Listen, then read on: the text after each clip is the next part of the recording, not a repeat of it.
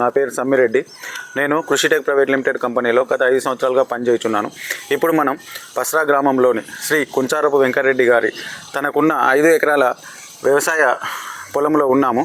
అతను మన కృషిటెక్ private limited company వారి ఫ్లోరా వాడడం జరిగింది. ఎకరానికి 250 గ్రాముల ఫ్లోరా వాడి ఇప్పటికీ వారం రోజులు అవుతున్నది. ఫ్లోరా వేయనప్పుడు చేను సరిగా కోలుకోలేదని చెప్పాడు. మన ఫ్లోరా వాడడం వల్ల ఇప్పుడు పొలం ఎలా ఉందో ఒకసారి చూడగలరు. ప్లస్ తన యొక్క మాటల్లో విందాం ఎలా ఉందనేది. నా పేరు కుంచారపు వెంకటరెడ్డి.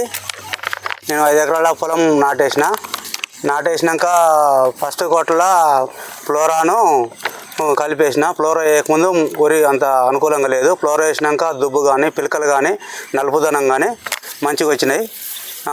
వరికి అనుకూలంగా ఏరు వ్యవస్థ కానీ దుబ్బు కానీ పిలకలు కానీ బాగా వచ్చినాయి.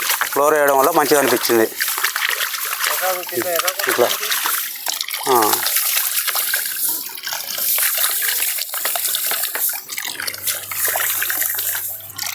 ఇంకొకటి రైతులందరూ గమనించగలరు.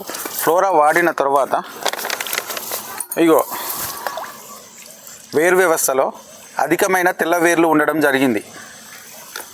ఇది రైతులు గమనించి వాడగలరు. ప్లస్ చూడండి ఒకసారి ఎలా ఉందో దుబ్బు కూడా. ఫ్లోరా వేసిన వారం రోజులే. ఇప్పటివరకు చేనేసి ఇప్పుడు ఫ్లోరా వేసి వారం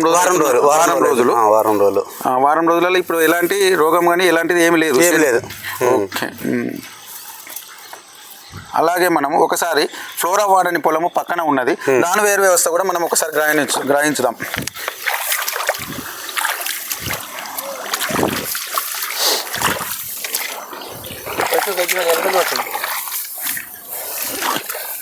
ఈ పక్కన పొలంలో వేయలేదు.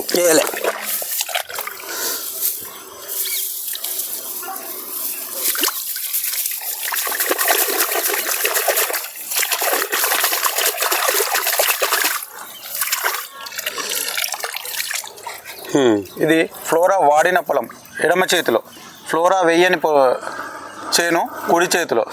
గమనించి వాడగలరు రైతులు.